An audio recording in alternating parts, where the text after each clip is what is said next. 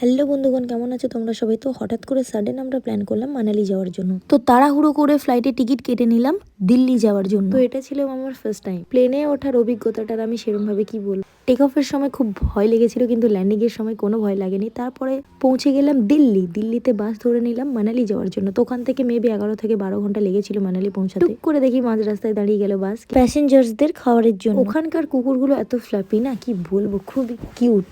কারণ ঠান্ডা জায়গায় কুকুরদের লোম আলাদাই, কিউটনেস ওভারলোড। তারপরে চলে গেলাম মানালি। তো সকালে পৌঁছে ফ্রেশ হয়ে রেডি হয়ে বেরিয়ে পড়লাম মানালির দিকে। তো হিল স্টেশনের মধ্যে একটা ভালো জায়গা হচ্ছে মানালি, কিন্তু আনফরচুনেটলি আমরা গেছিলাম অফ সিজনে, তার জন্য সেই বরফ স্নোফল কিছুই পাইনি। তবে নেক্সট টাইম চেষ্টা করব সিজনে যাওয়ার।